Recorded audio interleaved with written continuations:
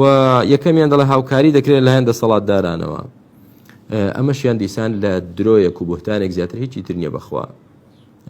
وەڵاهی بە ڕۆژومە و لە مانجی ڕەمەزانی پیرۆزین و ئێستاش ئەم بەرنامەیە کە تۆمار دەکەم لە مزگەوتم لە ماڵی خوام کە تۆمار دەکرێت خوا دەکەم بە شاهید دەسەڵات یارمەتی کەناڵی ئامۆژگاری نەداوە دینارێکمان بداتێ و هاوکاریەکمان بکات. یعنی بۆ نمونە بڵێ ئەم مانگە قەمەر سەناعیەکە لەسەر من یاخود ئەو کارمەندانە موچەیان لەسەر من یا ئەو جیهازەی کەناڵە من بۆتان دەکڕم یا ئەو پارچە زەویە ئەو من دەیدەم پێتان بینای کەناڵی لێ دروستکەن یان ئەوە پارەی ئینتەرنێتەکە من دەیدەم. ئەبەدەن دەزانی ئێمە حکوومەت ساڵانە 10 ملیۆنیشمان لێ وەردەگرێت کولی ساڵێک 10 ملیۆن حەقی کەناڵی ئامۆژگاریمان هەیە و ساڵانە 10 ملیۆن دەبێ بدەین بە حکوومەت دیسان لەسەر چی ڕادیۆی ئامۆژگاریمان هەیە.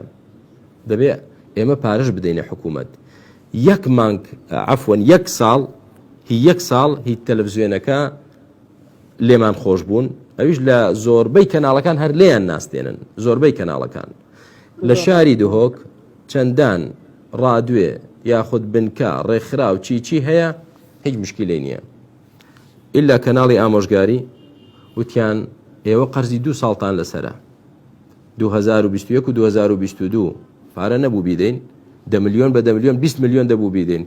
وتی تاوەکو نەچن ئەو قەرزێژ نەدەنە حکوومەت کەناڵەکەیان داخست لە دهۆک. ئێستا هەفتەی ڕابردوو الحەمدلله ئەو پارەیەمان دەست خست چین 20 ملیۆنمان داوەتە حکوومەت بۆ ئەوەی ڕێگامان بدەن لە دهۆک کەناڵی ئامۆژگاری بکرێتەوە بە حساب سبەی ڕۆژی یەکشەمە بەڵێنیاندا و بیکەنەوە. جاخوا ڕەحمکە ئاوایە حکوومەت لەگەڵ ئێمە نەک پشتیوانمان بێت. بەڵێ بۆیە ئەو کەسانەی کە بە شێوازێکی تر قسە دەکەن با لە خوا بترسن.